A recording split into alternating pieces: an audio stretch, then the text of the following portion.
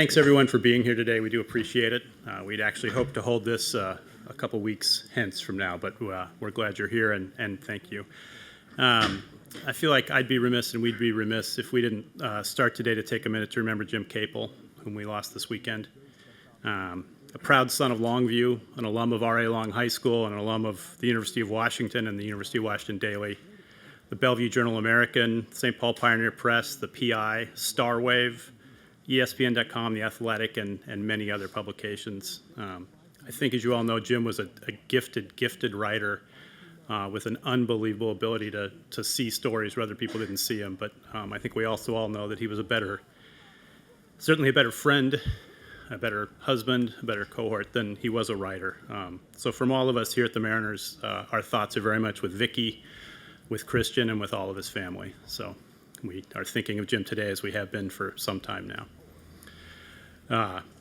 With that, to slightly less important matters, up front here we have Justin and Jerry and Scott. As you know, I think Jerry will open with a few comments, and then we'll take whatever questions you have. So, Jerry? Tough to start following that intro, but just wrapping up the 2023 season. We didn't reach the heights we anticipated reaching, and hate that we're sitting here and wrapping the season without being in October playing baseball. But here we are, an 88-win season. I will first start by saying I think in many ways this season, as much as it was disappointing in the end, was a step forward for us organizationally. We have talked for many years about the desire to create a sustainable roster that had the ability to compete for championships year in and year out. And while we fell short of the postseason this year, we'll take away forward steps from our young players, the introduction of more young players to our environment, the quality performances from first and second year players that continue to grow at the major league level. And now our challenge organizationally and our challenge as a front office is to go out and find a way to step forward. And we won't take that challenge lightly, and we'll try to solve some of the things that really we felt like held us back throughout the course of this season. Yeah. And with that, we'll take any questions that you might have. Jerry, Justin, we talked to Scott the other day about it from his vantage point. From you guys, is what kind of went wrong this season and preventing you from achieving the goals that you had hoped to? It's a very broad question, and I'll take my crack at it first. What went wrong? We didn't win enough games, and what could that be? It could be, two more balls in play, with runners on base and less than two outs. It could be, a ground ball at somebody rather than a topper in the infield, because that's how close our season was. It could be going 14-6 instead of 6-14 in extra inning games. It could be going out and adding more impactful roster pieces at the start of the season so that we don't go through, the struggle that we did for the season's first 2.5 months. I could point toward any number of things. The easiest thing to point toward is that it's a baseball season. And all of those things in every baseball season that we ever encounter are going to go wrong. It's just a matter of how quickly you can solve them and move forward. And I feel like we did show that was happening. We were in first place 3.5 weeks ago. So it's, we didn't have a disaster of a season. We have a season that we were, unable to finish. And I think the goal for us moving forward is from the very beginning, whether it's roster building and construction or it's executing in situational moments, that's what we need to focus on. And, if I had to point to any one thing, I couldn't pick out that thing. We have good players who had good seasons, and collectively we fell a win short of where we wanted to be. It's probably going to be hard for me to do better than that. I was sitting in Scott's office on Sunday. I think it was maybe Saturday after we got officially eliminated. And we started looking at the giant schedule on his wall and picking out the individual moments that could have changed our fortune. And I looked at the group and I said, this is a super healthy exercise right now. I think, a different way of saying what Jerry said is almost never one thing that goes wrong. It's a series of things that maybe could have gone differently or you could have done better. I don't think it's any one person's fault. I heard for a lot in the first half about Tommy Lestella or Colton Wong or A.J. Pollock or a double play we didn't turn or bases loaded situations with nobody out. It's never any one of those things. It's a collection of things that didn't quite go the way you wanted to. And amongst all those things were a ton of things that went really, really well. And I could sit up here and list all those and feel really good about how those will carry forward to next year. But I guess my best answer is it's not any one thing. It's a series of things that didn't go quite the way we hoped it would.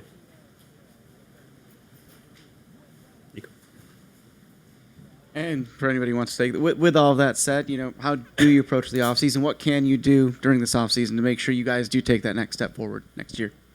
The same thing we try to do every offseason, which is assess what we have internally, where our holes might be, the areas we feel like we can improve, and then what the markets, I guess, project in allowing us to improve in those areas. And that could span from our own player development system to free agency to potential for trades. And in that way, it makes it like every other year that we've done this job. The one thing I will say that is different about this team than any other team that we've done this with, and we've all done it together here for a number of years, there are fewer holes to fill. We have far more answers to the question, when does the championship come, than questions. And we'll ask ourselves those questions headed into this year and answer them to the best of our ability.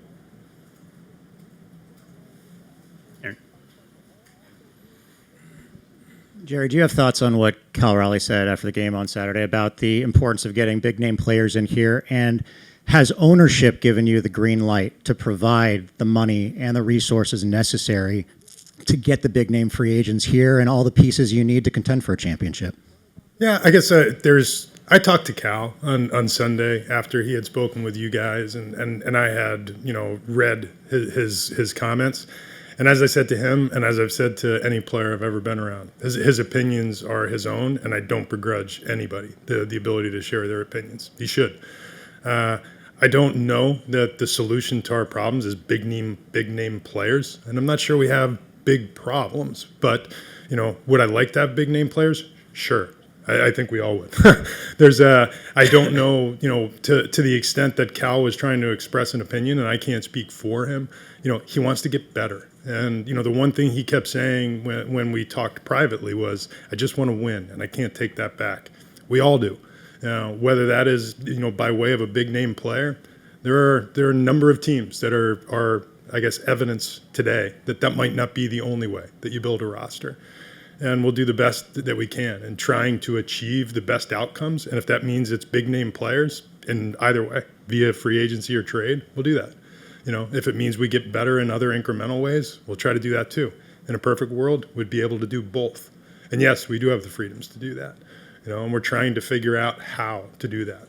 The one thing I'll say, and this is more of a riff, we started this project, at the end of the 2018 season. We started to rebuild our roster.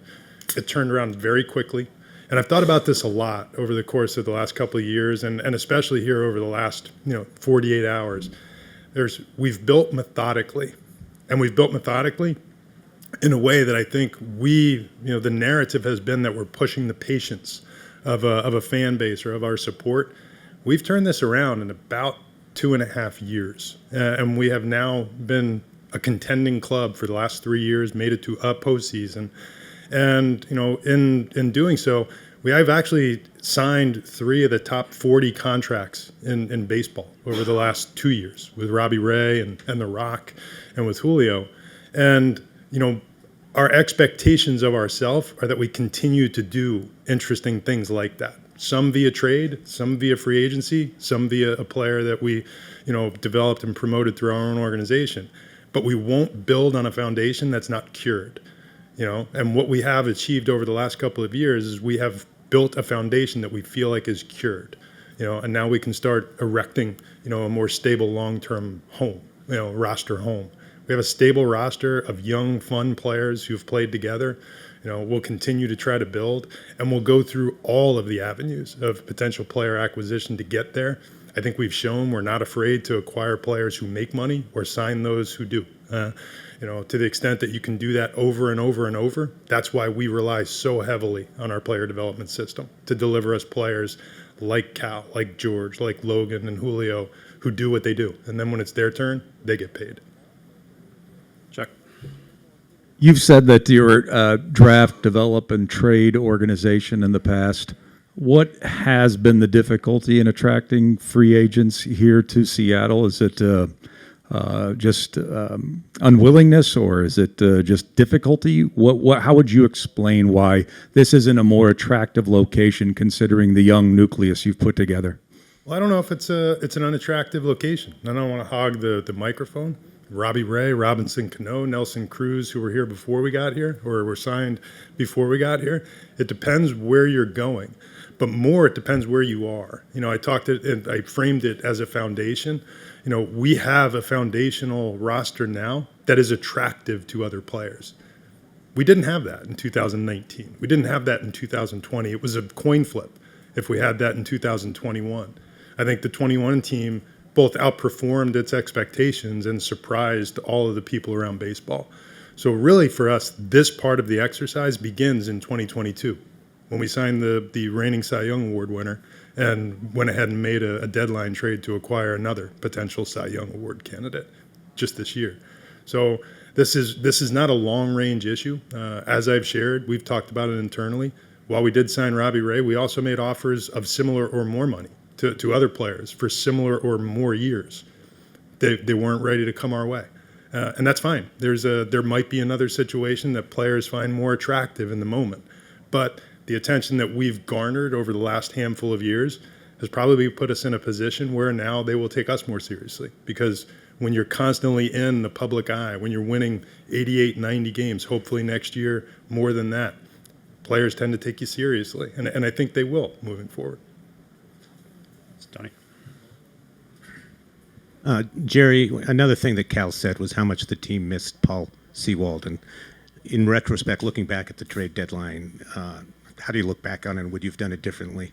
Nope, would have done it exactly the same. And again, don't want to hog it. The players view the world through a different light than we have to. We have to think big picture and broad. We have to assess where we are in the moment. At the trade deadline, we made decisions that were based on both the 2023 and forward moving seasons. The reality is at that point, second base was a tremendous concern of ours and has been for a couple of years. And we identified Josh Rojas as a player that we felt like could be part of that solution moving forward, as well as a couple of young players who we felt like really made sense for us, in Dom Canzone and in Ryan Bliss. Paul, like some before him, they're popular players in a clubhouse. Nobody loves Paul more than we do. He's a great guy. Reality is, we made that trade. Our second base play improved exponentially for the rest of the season. And from the trade deadline to season's end, we led the American League in saves. We led the American League in save percentage. And we had the second best bullpen ERA in baseball. And that's not to be defensive. It's just to say, sometimes an expression of what bothers you in a moment is an emotional thing rather than an evidence-based thing. The evidence says we did the right thing. I don't think it tipped the clubhouse. We proceeded to go 21-7 over the 28 games after the trade deadline. So, and looking back, you're always going to pick out the fly ball we didn't catch, the strikeout with the bases loaded, the trade I wish we didn't make. Players should feel differently than front offices or staff about how teams come together or moves that are made. It's personal, and when you get to the end of a long season, the baseball marathon, and you wind up one game short or a weekend short, whatever it is. And I said this in just this way to Cal, to Logan. It's something that's true of George and Jared Kelenic and Julio. Sunday is the first game they've played as major leaguers that didn't have playoff implications. Think about that. They've been here for now parts of 3 seasons, and Sunday was the first game they've played like that. I love that our expectations are high. I want them to be emotional and upset when they get to the end. None of them have ever experienced what they experienced on Saturday and Sunday as major league players. So the fact that they would express themselves emotionally is understood. It's not going to change the fact that moving forward we have to use what we think is appropriate short and long-term balanced judgment in how we build the roster, and then hope that the evidence or the results are as good as this one was. And I think that Josh was very well received in the clubhouse, as was Dom Canzone, and we're thrilled to have them moving forward. And I'm thrilled for Paul that he gets the experience to go pitch in the postseason, even if it's with somebody else. Scott, a lot of the step back was not just about where you guys were going as a team, but where the other teams in the division are going. You went head to head with the Astros and the Rangers. The Astros haven't seemed to fall off, maybe like a lot of people expected. The Rangers seem to be up and coming. Where do you think you guys need to adjust to kind of move past them? Because the stated goal was to win the division this year. And so, it looks like the division's gotten a little tougher because there's not just one team, there's two. Where do you guys need to grow or improve to move past those teams and win a division title? No, I think it's a good question, Ryan. Obviously we fell short. We were in a great spot here at the beginning of September, coming off a smoking hot August, and you thought that was going to continue. We weren't able to do it for a number of different reasons. I think when you look at the two clubs that are going to the playoffs from our division, I sit back and look and, offensively, I've talked here at the end of the year, being more consistent throughout the year is critical. We were, like I said, smoking hot last part of July and through August. Julio was on some kind of run. The other guys picking it up. Some of the guys we acquired via trade at the deadline had a lot to do with that. But being more consistent offensively throughout the course of the year, and we're getting down to the strikeouts, the swing and miss in our lineup. It's what caused us to struggle early in the year. And it was something that you look at the end of the day, how do you overcome that? You have to hit a ton of home runs and slug. And we didn't do that consistently throughout the year. So from an offensive standpoint, that's the one thing we got to address. How do we get better in that area? Sometimes you get better because you have maybe a few different players in your lineup. We'll see how that plays out this off season. But I know it's something that we'll talk about with the group that is coming back, which is a really good group. I love our team. The core of our team, the young players we have, they're exciting. They believe in what we're doing. They believe in the Mariners. And just like me, they were very emotional after we got eliminated Saturday night. It hurts. It's personal. And I'm not over it yet, as many around here can tell. It's going to take me a while. It's like our players. But there's a different vibe leaving this year than obviously last year. Last year, when it all ended, we were gassed. Physically, mentally, emotionally gassed. We're tired physically, talking to the guys on Sunday after the game. But there's a burning desire to get into the offseason and make a difference. And that's what, the conversation I had with players, with coaches, that'll start here immediately, addressing things, they need to do with their bodies, and then ultimately into their games. They start preparing for next year because we fell short of expectations. And expectations are great. I talked about it in spring training. They were raised dramatically than how they'd ever been here in the past. And I look for it to be up there again. Because in my mind, we are as good as the Astros and the Rangers, except for one or two games. And that's what it comes down to. So great learning experience. We had a lot of young players that continue to grow. We had a couple players that were humbled early in the year, and then they turned it around, which is a credit to our coaches, and our team. But end of the day, you come up a little bit short. Nobody's happy about it, and we do need to get better, no question. Shannon? Ryan took my question, and Scott took my second question in one of your answers there. So, Jerry, I'm going to try with you here. If you are a run prevention type team right now and you need more runs, are there challenges, or what are the challenges to getting that where you're at in Seattle and the environment that kind of promotes that run prevention? What do you need as a player? Well, I think our defense is good. This year, I thought our outfield defense was the best group that we've had in the 8 years that we've been here. And I know there have been great outfielders in the Mariners' history. This year was exceptional. I think Julio should be a Gold Glove candidate. Jared, when Jared was healthy, is an outstanding defender in a corner. This was maybe the best year that Teoscar has ever had defensively, and it was an advantage for us. And then no matter who among the role players came in and played their part, they did a good job defensively. Our infield defense, really good. I think Gino should just not be a candidate, but should win a Gold Glove. Ty's probably in that same category. Sneaky under the hood. It's just a good defensive team. Cal should be a Gold Glove candidate, or frankly a winner if you count what he did, in September especially with the throwing. So you couple that with the pitching that we have in a ballpark that is conducive to I guess limiting run scoring. And I think this year, I don't think, I looked yesterday. We T-Mobile Park was the second most pitcher-friendly park in baseball in the American League this year. Only Cleveland was more pitcher friendly, and only by a tick. And some of that is because our pitching is so good. Some of it is because the early season run scoring environment isn't great. How can we produce more runs? We can make more contact. It's just as simple as that. I said this to Scott earlier. We were 5th in the American League in putting runners on base. We put more runners in scoring position this year than anyone in the American League. We had the bases loaded this year more often than anyone in the American League. How we can convert that to runs, which we did do a better job of this year than we have done in the past. How we can do an even better job of it moving forward, we can cut our strikeout rate down. Or we can start adding players to our roster that naturally drop the strikeout rate and create more contact. And some of it's to be expected. In the skill sets of some of our players comes the strikeout, and you're willing to trade the strikeout for what they do, the power, the run scoring potential that they bring when they walk into the box. Some of it needs to get better with young players who are evolving, and we talk about it. You guys see it on the wall when you walk into the clubhouse. If we improve by 1%, we weren't the worst team in the American League in striking out. That team's in the postseason right now. So it's not unsolvable. We just need to do a better job of making contact, especially in those situations with runner in scoring position. Is there any hesitation with bringing in somebody who might have the high strikeout with the group that you have that does have that power potential? I guess never say never, because you whittle it down, and the talent available to you may be, might have some type of statistical flaw, but the other existing skills far outweigh the negative of the strikeout. This year, we went through elongated stretches of season where we had multiple consecutive hitters who the strikeout was a big part of their game. And that made it very hard.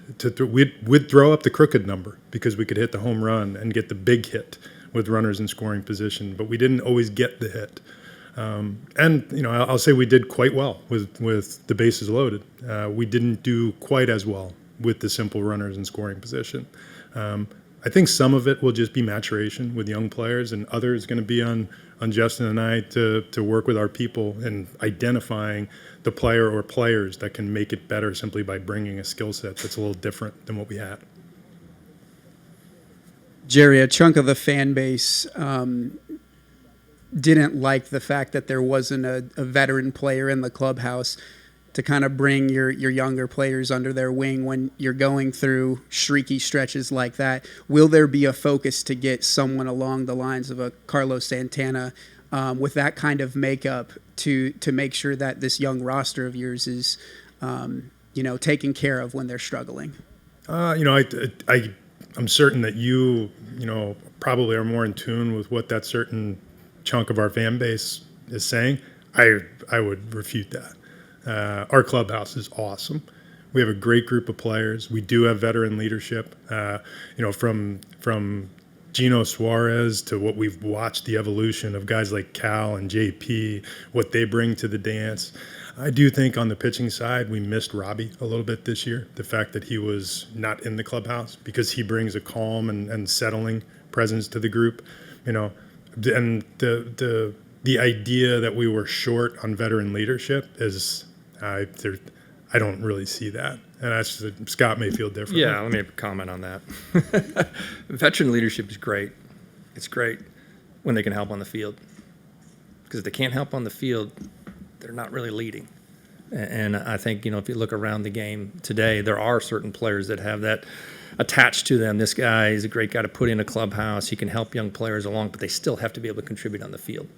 And so those guys are few and far between. They're hard to find. So is there value in it? Yeah, there can be. But to Jerry's point, to talk about the group that has led our team this year, I'm very proud of that group and seeing how those guys have evolved as big-time major league players and how they've stepped up with their voice.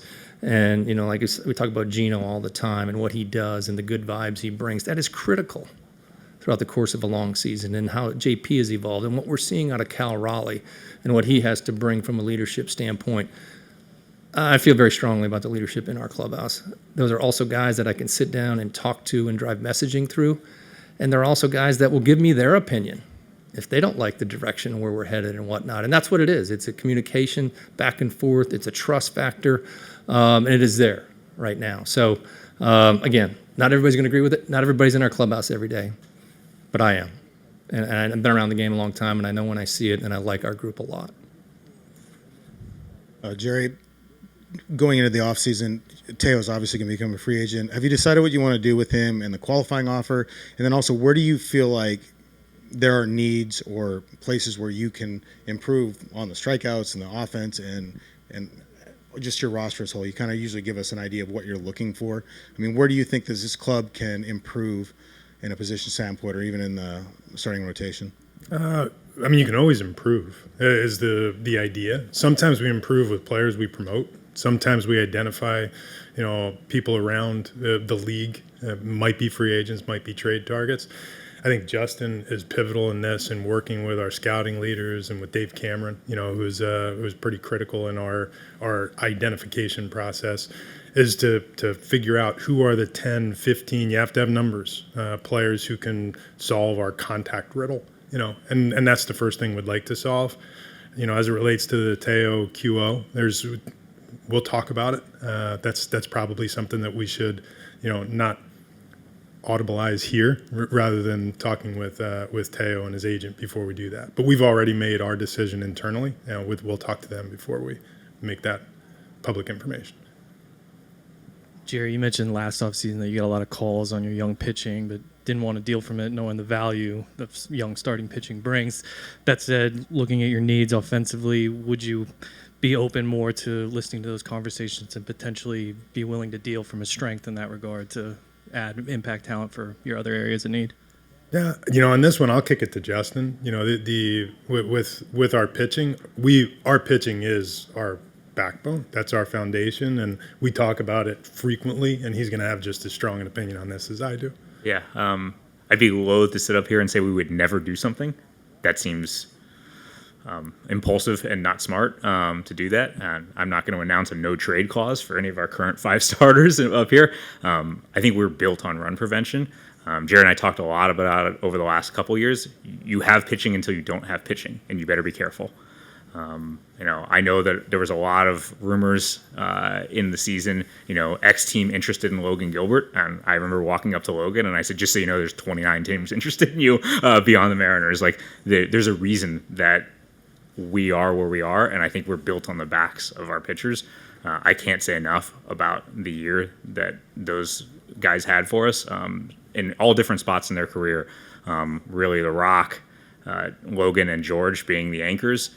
Jerry referenced it earlier. Losing Robbie and Marco really hurt. I'm really so proud, organizationally and individually proud of Bryce and Brian for what they were able to accomplish. For 4th and 6th round draft picks to come to the big league straight from AA, really ahead of anyone's timetable, and do what they did. I think it says a lot about their talent. It says a lot about our scouting and development system, and it says a lot about their makeup to be able to do that. We will always have to make tough choices when you think you're strong in one area to help another area. I don't think that's something we're super excited about doing, is taking a strength and turning it into a weakness so we can try and turn something that's less of a strength into more of a strength. Jerry, do you have a idea at this point whether you'll see Robbie on the mound at some point in 2024, and how does some of that uncertainty affect maybe the need to go add an arm in the offseason to the rotation? I like making guarantees. I can't guarantee you he'll be out there because who knows if there'll be a setback as we get further into the rehab process. Robbie looks great. He feels great. He's hit every checkpoint. Our expectation right now would be somewhere, closer to the All-Star break is about the first time we'd anticipate seeing him in the big leagues. And I think that's probably the on the early end. It is a 12 to 15 month process. Tommy John surgery. He's really worked his tail off through the course of his rehab. I have no reason to believe that it's going to take longer than that. As it relates to the pitching staff, we love our starting pitching. And I know Scott will echo this. Then, Justin just hit it. When you promote, I think we had this year between Bryce Miller, Brian Wu, Emerson Hancock, and even Easton McGee, the number of rookies that started games for us this year in a season in which we won 88 games. If you could equate that as when the bottom falls out on your pitching and Marco Gonzalez goes down for the bulk of the season and Robbie Ray throws, a portion of one game at the start, and you can go into your system and tap into that and still put an 88 win season on the board, you really did something. And it's a credit to the pitchers and to Trent and Woody and to our pitching combo in the minor leagues, Max Wiener and Matt Pierpont, one of whom is moving forward with us. We feel great about where our pitching's at. Does that mean we don't go out and really hit the minor league free agent hard? Does it mean we're not always looking for the younger pitcher we can add to create depth? But I've said this before, there are only 13 spots for pitchers on your roster. We have 5 starting pitchers today. We expect a healthy Marco Gonzalez and an Emerson Hancock coming back quickly, and we do expect Robbie to come back in midsummer. So the likelihood that we spend a lot of our time on adding to our pitching rotation is unlikely, but not impossible.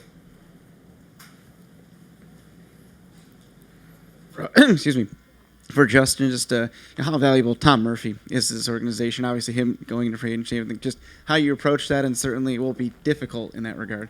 Yeah, I mean, despite Cal's wishes, we're not going to have him catch 162 next year. So we do need to find a backup catcher if it's not Murph. Obviously, he's earned the right to go to free agency. He was a tremendous contributor this year. And, some ways maybe he hadn't been. The consistency with the bat was something that was really a driver for us for a while. I think we all know what he means to the group from a game calling perspective.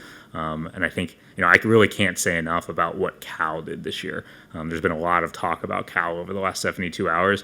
We asked a lot of Cal this year, and he took it on willingly. He caught basically every day for 6 weeks at his insistence.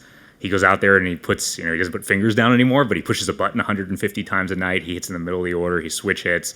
He led our staff. He really grew, and he did it in the absence of Murph. He really took a step forward in ways that we needed him to take a step forward, not just on the field, but, and I think Scott could speak to this, but intangibly took a step as the leader of not just our position player group, but a leader of our pitching staff, someone who could go out there and get the pitcher to take a breath when he needed to take a breath, to take a timeout, to really understand what it means to prepare for every game. And it's a lot easier to do that when it's Luis Castillo and Robbie Ray than it is when it's Bryce Miller and Brian Wu, who've never faced these guys before. So Cal took on a ton. I think we'll need to find someone to pair with him, whether that's Murph, we'll see. But we will need to find someone to fill that void for us. Is Cal an early extension candidate? I know that's something you guys like to do. Are you going to talk about that this offseason? We talk about it all the time. I don't think we'd announce it to you guys before we have that discussion both internally and with the player themselves. But I think we're very invested in our young players. And I think we want this group to play together for a long time and win a lot of things for a long time together. Kind of building on that more broadly, you guys have made a concerted effort to extend your young guys. Is that, where does that rank in the priorities of your offseason and moving forward, knowing that you have other areas of need? It's always important. I mean, we are built with homegrown players. The deals have to make sense for everybody. Players have to have a reason to sign away free agent years, and it has to make sense for us to guarantee something. The player usually has to give up something. Free agency years being the first and foremost. I think a number of our guys in the past have been excited to do it. I think it's worked out great for JP. The security was really important to him. He really invested in the Mariners and in himself, and I think he's a cornerstone of what we're doing around here. So I think it's always a topic of conversation, something that Jerry and I talk about all the time. It's something that we talk about with John all the time, particularly guys who fit in so well, not just from a talent perspective, from a makeup perspective, and we have a lot of those guys right now. Right. Jerry, you guys mentioned you didn't want to trade away starting pitching. Is there enough on the free agent market right now projected?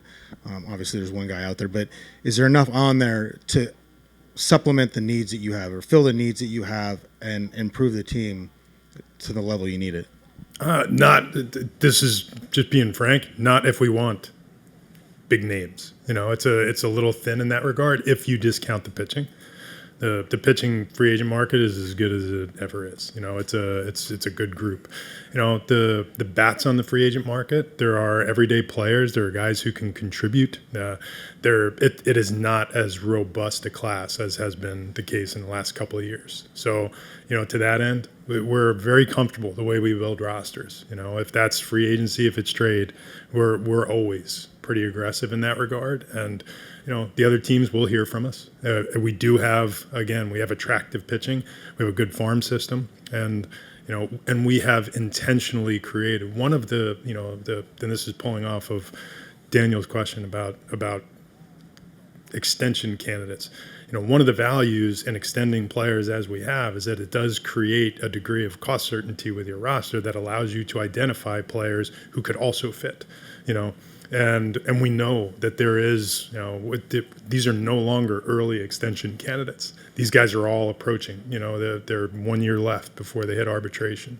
And, we're trying to balance that out. But there are a number of players in other markets right now that might not be the free agent market that are attractive to us. And we'll explore all those fronts in order to try to give our roster what it needs. But again, our holes are fewer than they have ever been at this time of year, which is a pretty exciting thing for us. It's probably not going to mean we're going to get a day off, but we'll still, we'll get after it. Scott, I'm just curious, what's your directive with Julio now going forward? What's the next step for him, and how important is this offseason for him? It's a good question. Julio is special. We certainly recognized that early. I think he learned a lot this year. I think from the slow start that he got off to, maybe a little bit of the pressure he put on himself early on.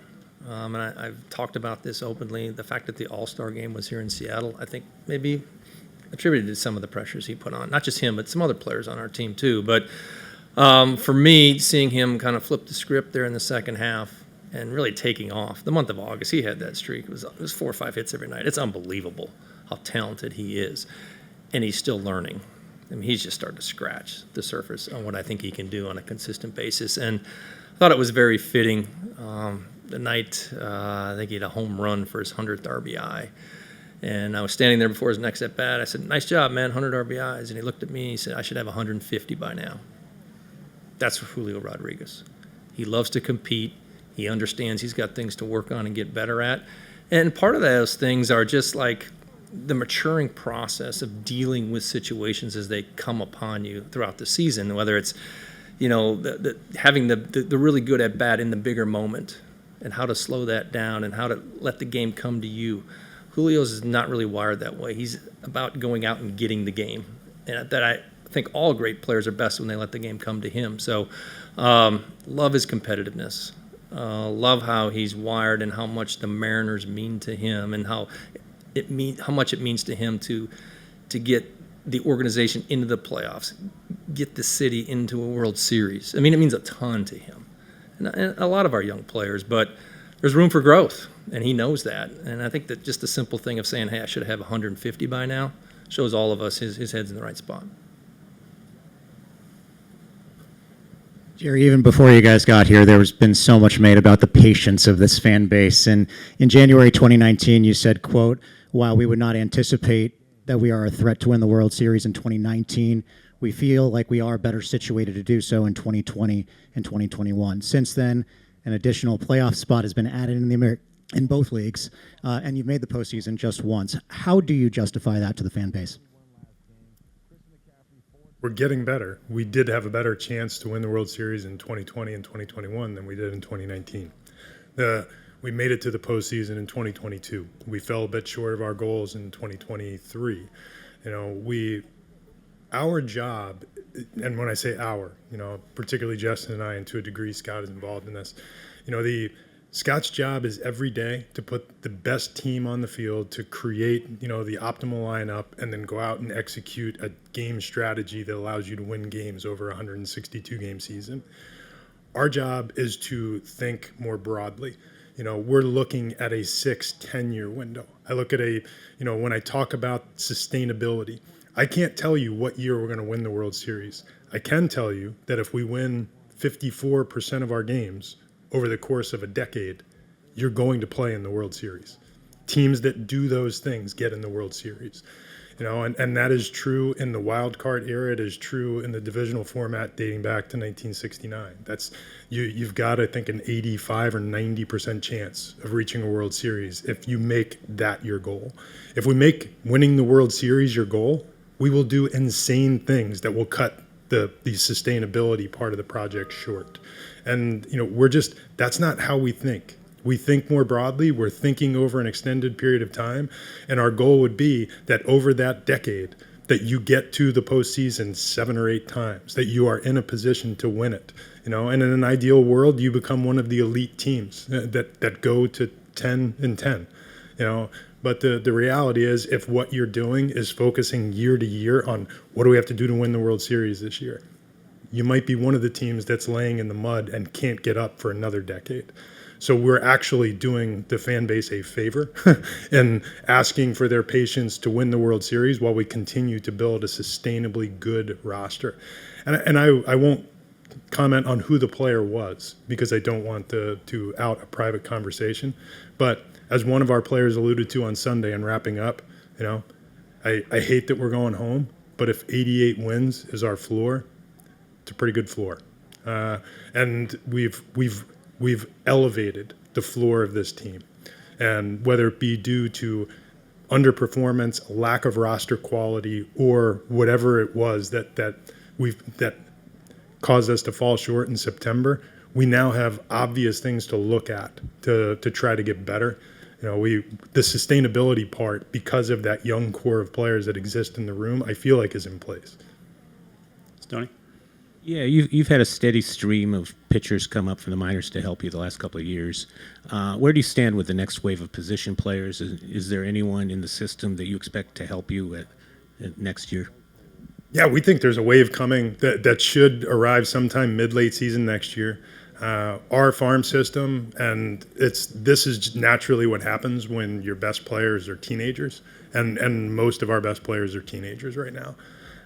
When that is the case, you tend to move a little more slowly through prospect ranking systems. We think much more highly of our system than maybe those rankings do this year. Or moving into this year, I suspect that by midseason next year, we will be operating in a different spot. And our goal has always been to put a highly competitive championship quality major league roster on the table while we are constantly building a fortifying agent in the minor leagues.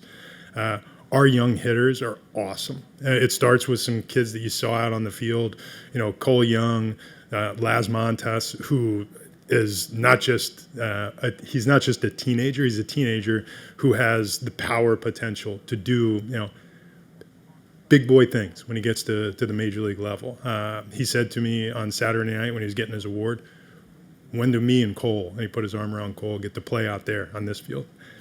Keep doing the things they're doing right now, and it could be sooner than you think. But it's this year's draft class. It's Ty Pete, it's Colt Emerson, it's Johnny Farmello. It's a group of young Latino players that have come through our Dominican Academy.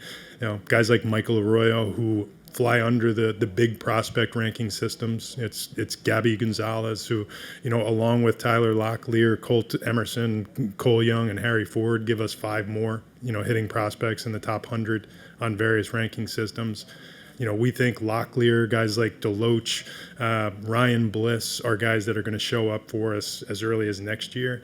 And with prospects as good and advanced as Harry and Cole Young, I don't think we should set an expectation to see them toward the tail end of next year, but let's just say they won't surprise us if they do show up by the tail end of next year. Yeah, I can take at the end of the season about how your guys have to earn their fastballs and see less spin.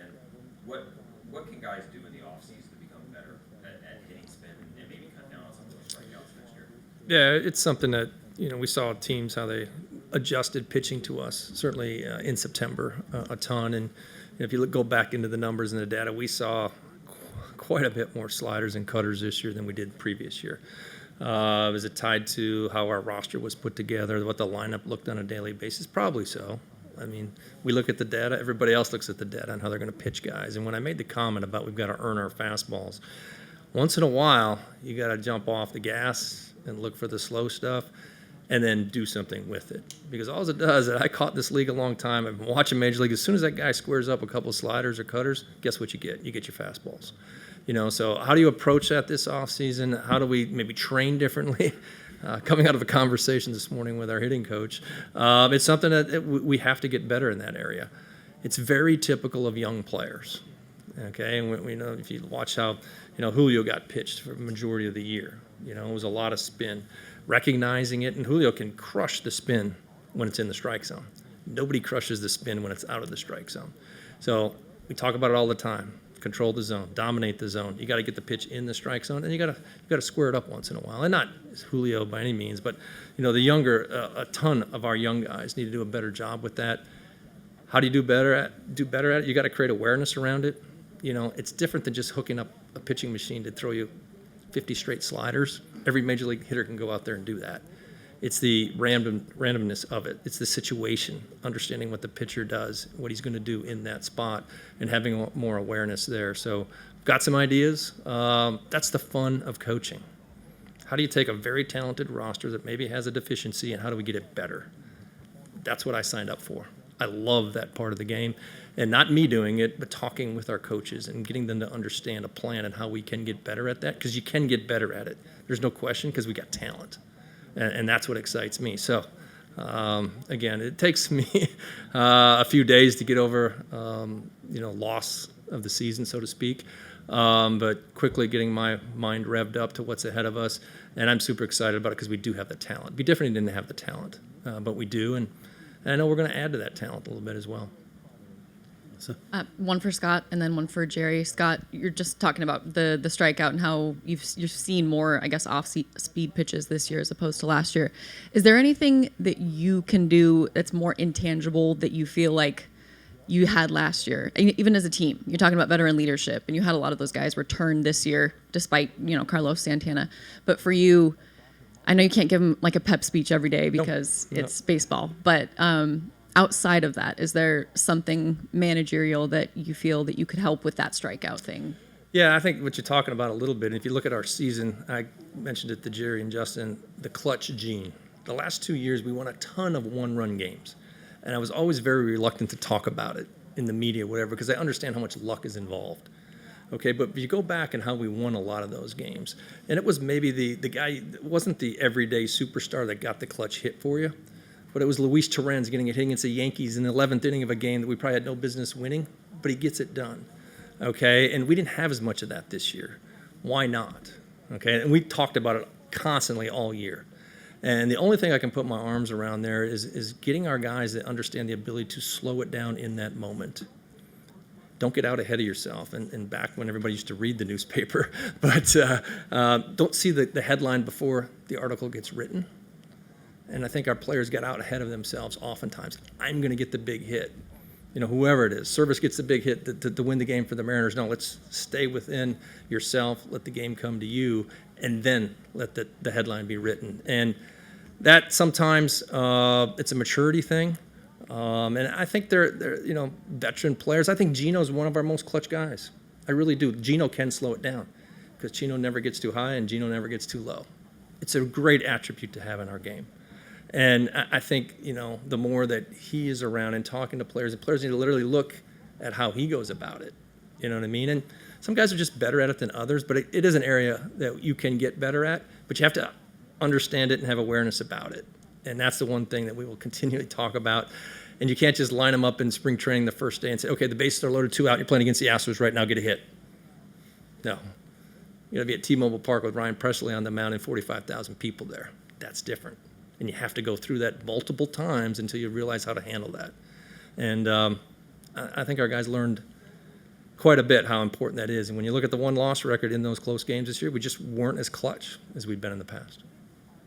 And then quickly, Jerry, you mentioned way early, I think, second question from Daniel, one of the things that you may attribute this season to is not really getting impact bats to start the season, a really rough start that is a big reason why you're not in the playoffs right now. Is there regret there? How do you kind of assess that at the beginning of the season when you don't have a guy, when you mentioned Tommy La Stella and A.J. Pollock, what is the assessment of not getting those impact bats? Yeah, I mean, it was a fail. And sure, I regret it. I wish I could go back and do it over again. All you can do is just fix things as you move forward. And I don't know if the last 8 years has resonated with anybody in the room. I don't spend a lot of my time looking back and lamenting, because it's not productive. You'll make too many mistakes trying to make up for too many mistakes. The best thing you can do is, and I say this, maybe there's a better way to say it. I got to pitch in about 400 Major League games, and I hung a ton of sliders. And if I thought the next day about the slider that I hung, I'm going to hang another one. I'll just go out and throw a heater. And, we'll approach this off season in a very similar way. We have a very good process about how we go through identifying players that fit for us. I think we've done a very good job over time of building, roster depth and creating roles that work for players and putting players in a position to succeed, which I think Scott and the staff then do a magical job of matchups. And this year, the productivity that we got out of a number of players by putting them in positions to succeed. I'd like it to come in the form of one player who comes in and solves a need in a space, but the market may not bear that. And you just have to go make the best decisions you can make. And if you hang one, you just move on. And, and I've said it to our players very recently, said it to our players, as a matter of fact, a number of them, is if we identify that a player doesn't fit in our room, that the personality doesn't work, we'll move on from the player as quickly as we can. If we identify that the player just isn't suited for our environment, the way we play baseball, what we do, we'll try to move on from them as quickly as we can. Identifying players externally, it's kind of, we talk about it like evaluators. You don't know if a scout is good until you work with a scout. He might just be the guy that lives in the area where the good player was playing and he got the right pick in the draft. You'll find out about that person when you work with them. The same is true of players, is we'll put people in the locker room, we'll put people in the lineup because they have a history that suggests they will do well in this space. Sometimes they don't. And when they don't, you pick up and move on. And it doesn't mean they're a bad person. It doesn't mean they're a bad player. It just means maybe they didn't fit here. And we'll make that move going forward, and I could go back through last year's market and think of, 20 things that we should have done differently. But in the moment, I think our process in making the decisions that we made was good. The result was bad. The only thing you can do after you experience a bad result is go put together another good process and then see what turns out. Jerry, Ty France had been one of your really big high contact guys in general heading into this year, and it just didn't happen for him. From your vantage point, what went wrong for Ty? How do you try to get him back to the high contact guy that you want him to be? I still think Ty makes pretty high level of contact by today's game, at least when you look up and down our lineup. Ty didn't have his best year offensively. And that's probably reflective of a lot of things, and some of it is just he gets banged up a little more than the normal guy, and he gets hit a lot. He probably takes more abuse than any first baseman in the league because he should be playing the position that is the least volatile on the field, and he gets beat up a lot. I know he is committed to taking his offseason as seriously as he can. I think his season this year bothered him because he knows he's capable of more than that. There's no doubt in my mind that Ty France will show up a better hitter next year than he was this year because he wants to be. And if you want to be and you are as talented as Ty is, or frankly, anybody at this level, and you commit to it, he'll be just fine. Everybody has their best year at some time in their career, and everybody has their worst year. And my guess is we probably saw something a little closer to the latter. With Ty this year, his talent level is just too high. His contact ability is just too high. His natural feel to hit is just too high to expect that this is the new Ty France. Jerry, Justin, payroll question, everybody's favorite topic. You guys have extended Julio, Luis, Robbie. You guys have spent some money, and you're going to have some pretty expensive arbitration guys here in the coming years. That said, how well equipped are you to spend this offseason on impact talent externally, given where you're at and if it's the right fit? I don't think we're resource deprived. I'll just answer your question, your actual question. We have plenty of resources to make our team better, to find impact. Whichever way you acquire players, there's trade-offs. If you acquire players via free agency, the trade-off is you lose flexibility in the future. If you acquire players via trade, you lose a different kind of flexibility in the future. It's the flexibility to add talent from your own system. But I think we have plenty of resources, both player resources, avenues to trade for players, and I think we have plenty of financial resources to build a championship level club.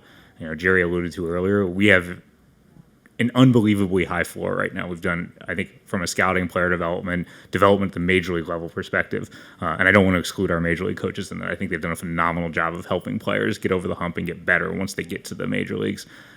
We have an awesome core. We need to find a way to continue to supplement that core to get better. I think we have plenty of resources to go do that. In adding to that, and this is more of a narrative thing, and I know that the expectation is that bigger payrolls win trophies. I don't believe that that's true, and it's not to say we aren't going to grow payroll. We will have a higher payroll next year than we had this year. We will go out with the intent of adding as much impact to our team as we possibly can. The idea that you're going to buy trophies, I think there were 6 divisional champions this year, and not one of those 6 had the highest payroll in their division. So it is not a slam dunk that payroll solves your problems or fills your holes. It's just one avenue to take. And, we'll consider that avenue as well as others. In the end, we want to be one of the 6 teams that wins a division. And however we have to put it together, it's not going to come from one area. It's going to come from a lot of different. We've talked about trade. We've talked about draft and develop. We've talked about free agency. We will hit all those areas. And, in a given year, you're going to hit one a little bit harder than you hit others. And I don't know which will be that one yet. This was the first year of the new rules throughout baseball. What did you learn from that over the course of the year, and how does it affect roster building moving forward? I think overall it was a positive for baseball. Attendance is up around the league. Games are shorter. I think that there was more action on the field. His batting average rose about 10 points. On base was up. Stolen bases were up. So as far as like the entertainment value that baseball brings, it is up. I think in that regard, the rule changes were very, very positive. It took a little time, like it does for any time you introduce change to a game or to anything you do in your life. I thought our players adapted, awesome. I think we're one of the lowest in the league with any, violations, pitch timer violations, things like that. So overall, the game's a better game today than it was last year, in my opinion. And everybody's the right to have their opinion. And I maybe wasn't in favor of all of it right out of the chute. It took me a little while to see it. But it's a cleaner game. It's a quicker game. And there's more young people watching our game now than maybe it was a year ago. And that is a win. Because, like I say, at the end of the day, we're in the entertainment business. And I love being a part of it. The games are a little quicker. Sometimes they're too quick. With the way our pitching was rolling and lack of offense at times, it's like, wow, that game got over way too quick. But it's the way it's headed, and I don't think it's a negative thing at all. So how it impacts free agency, I'll let Jerry handle that. Well, and this is so the game is as athletic as it's ever been, in my opinion, right now. It's going to be true of this postseason. It's true of the 30 teams in the league. You look around the field and you see players like Julio. You see players like Ronald Acuna. You see players like Luis Robert. There are so many players in our league that, they hit the 5 tools, but the athleticism jumps off the page, and, it's notable. And I think that's one thing that is really accentuated by these new rule changes. Speed, the ability to move the game on the bases. We watched it this year, and it was played some part of the calculus in our trade acquisitions. Identifying players who can really change the game with the way they run. We have a couple of them in our system that we think can really be impactful in that way. One of whom we just acquired in the Paul Sewald trade. Another of whom played all year for us at the A and AA levels, and Jonathan Class A. These have a chance to be, unique players in the way we want to play the game. We've talked about it since the day we got here. We have gotten exponentially better as a defensive club if we think about how far we've come over the last 8 years. We have increased in so many ways the way we score runs, the way we prevent runs. The one thing that we've always been running in mud on is team speed, the way we run the bases. Not just the stolen base, but the way we run the bases. And you look around our diamond now, and we have players up and down our lineup that can either steal bases or move on the bases. And moving on the bases is a really underrated thing. And when you talk about the disengagement rules, when you talk about the pitch clocks, the various things that have been laid in place, speed and the ability to change the game on the bases has really changed. And I'll say that moving forward in free agency, draft and develop, that's key. And it also makes a player like Cal even more valuable because he can help you control that on the other end. So that'll play a big part in the way we view the catcher position moving forward. Maybe even more so than the way we viewed it in the recent past, with framing being more of a carrying tool. Scott, two process questions. Scott, do you anticipate any changes to your big league staff? I know some guys are up on their contracts. Do you anticipate changes there? And then Justin, after he's done, can you give us your favorite injury update thing that you love to do so much on guys being ready for spring training and all that? Yeah, as far as the staff is concerned, love our group, and I think don't get enough credit for where our team was at. When I talk about June was not friendly to us, and at the end of June we were not in a good spot. And I think one of the reasons that we were able to not the ship we didn't allow the ship to sink is because the continuity that our coaching staff brings, and having worked with these guys now for a few years, and them understanding me and how I'm wired, and me spending as much time with our staff and trying to coach those guys up, because I can't touch every player every day. I have no chance of doing that, but at the end of the day, I have a ton of confidence in our group. Everybody sees on the outside, you see it on the inside, the job that our pitching coaches have done with the young pitchers that have come up, for some of the, the guys out of nowhere that have come into our bullpen and been real dudes, because they do an awesome job of connecting with them and getting to understand them, how to get them in there, getting the most out of them. I would say so on the hitting side as well. As rough as our season was offensively early in the year, we righted the ship. It was really good.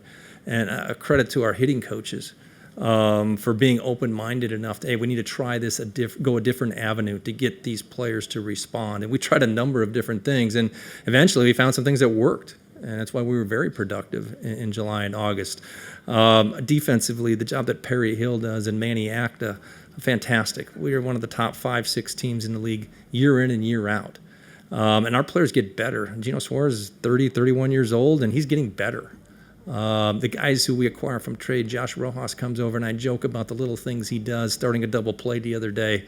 In the last game of the season, he's doing it the right way because we work really well, and we practice the right things that are going to play out. So love my staff, really do, and appreciate everything they do. We will not have turnover on my staff. We may shuffle the seats a little bit on the roles that guys take, but the group itself, we work well together.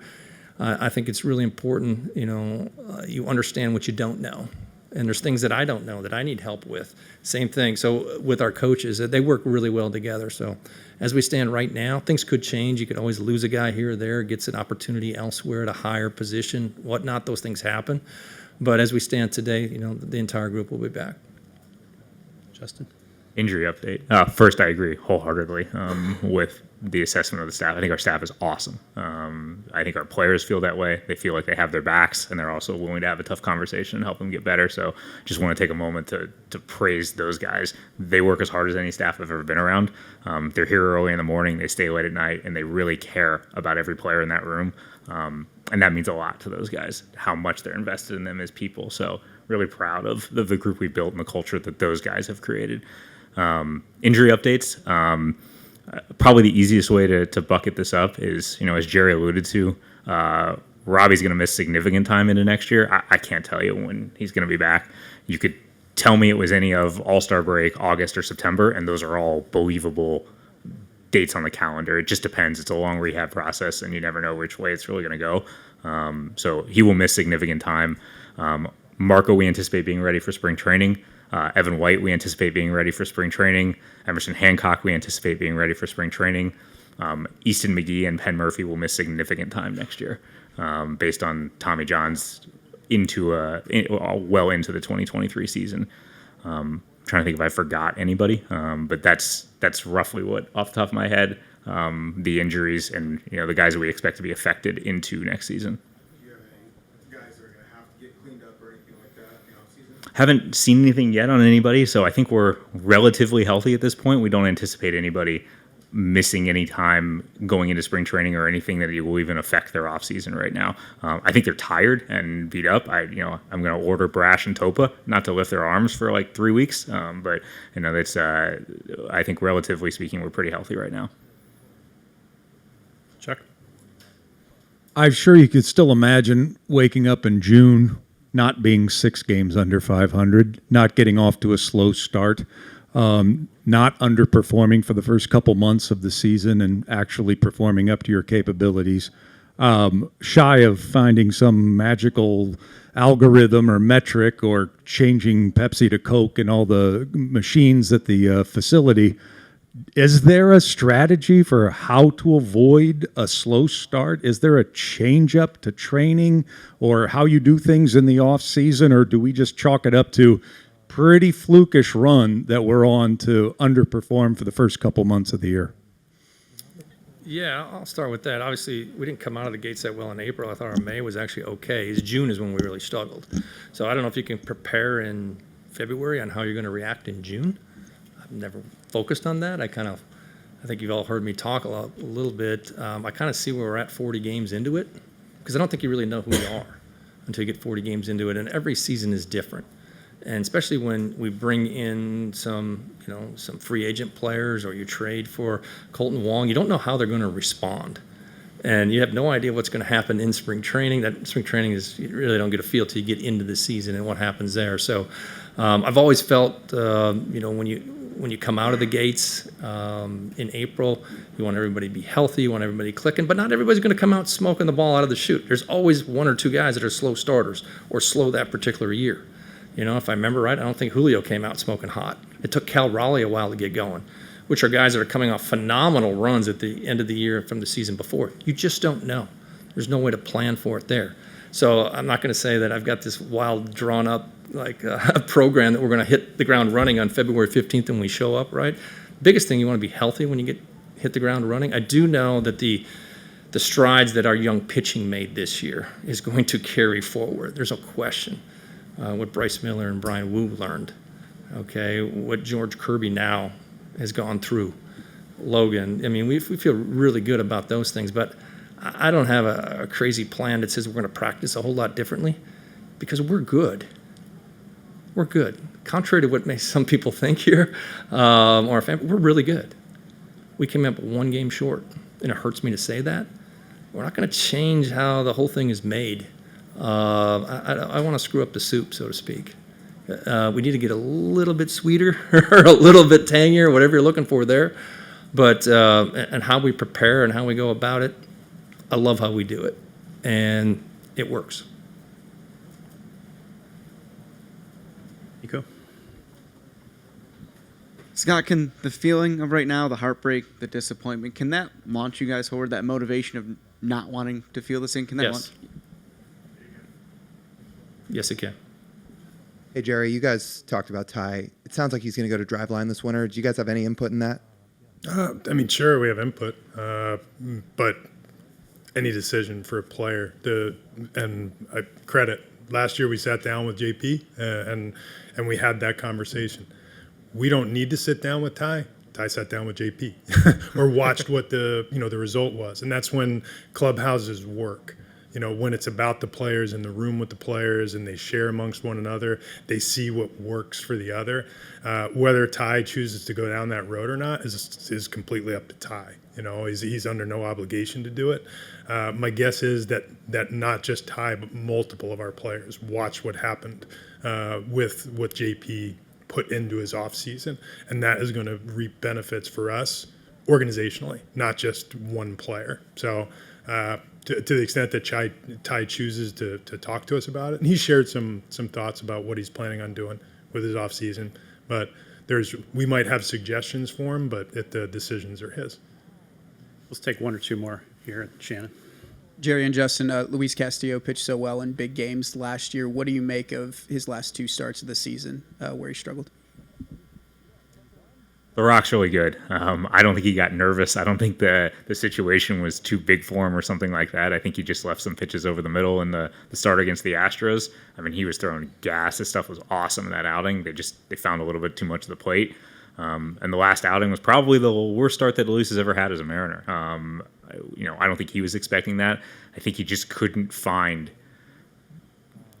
the right balance between the middle and the edges, and it ended up working off the plate. And when you pitch in bad counts, even if you're as good as The Rock, it's trouble when you put base runners on, and that's what happened. I think they were something like 1 for 30 with runners in scoring position over the last 10 games, and we just kept putting runners on base in those last 2 games. Very uncharacteristic of us. And we walked 8 guys each of the last 2 games. That's like a month's worth of walks for our starters.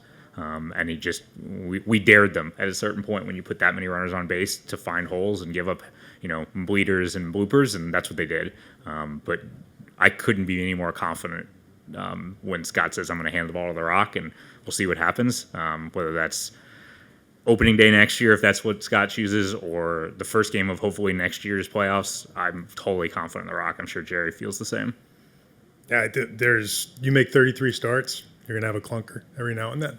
He had a season that was worthy of being a Cy Young consideration, which is something that has been widely discussed around baseball, not necessarily just with us.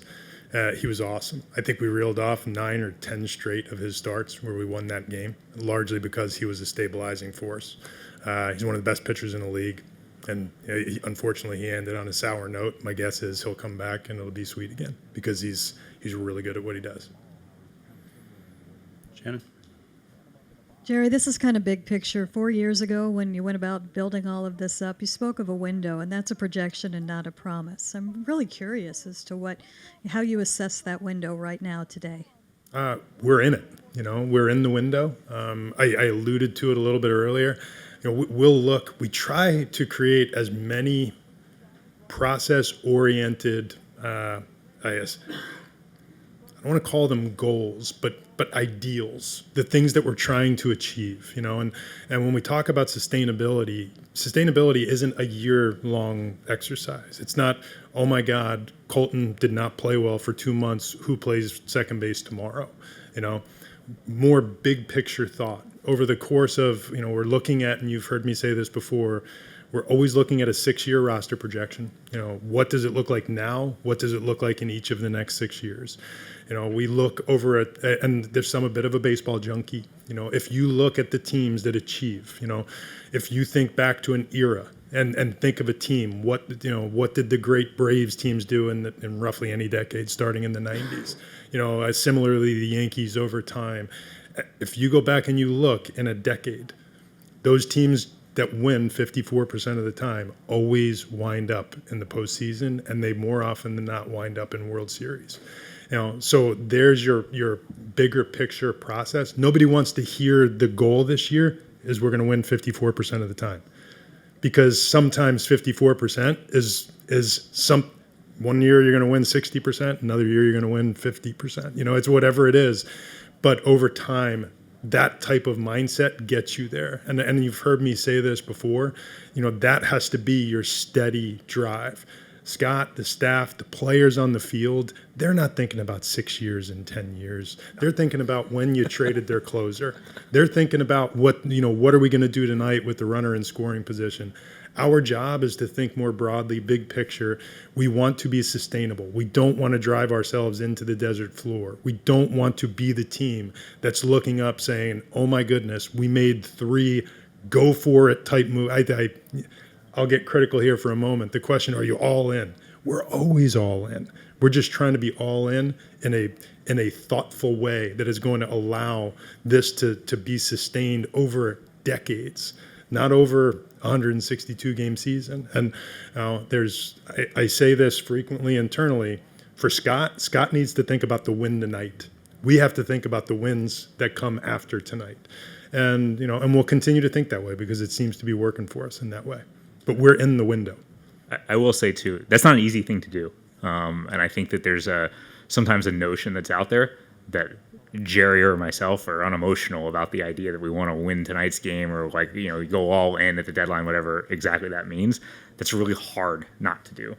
No one wants to win. I don't want to say no one wants to win more. We all want to win very badly. The self-control that it takes to know that you have to make good decisions for the short term and the long term is a very hard thing to do. When your floor is as high as our team is right now, when you're as good as you are, it allows you to think a little bit differently in a moment. But if you think about that too much, you will drive yourself out of a window instead of into a window. We want to be good for a long, long time. You have to understand how your team is built, how your players are wired, and where they are in their own windows of performance. And I think we're going to be good for a very long time. I think everybody's really confident about what this group brings from a talent perspective and a makeup perspective. Those decisions about how hard to push are really hard because baseball is complicated and it's really uncertain. Nobody knows when somebody's going to be ready to go pitch in the big leagues. Are they ready today or next year? I don't know. We'll find out. And I got asked that question about Bryce and Brian. They had very different debuts. And if we'd made a decision on how ready they were based on their debuts, I think we would have given Bryce the Cy Young and we would have sent Brian back to A-ball. And the truth is they're both really talented and they both figured it out along the way.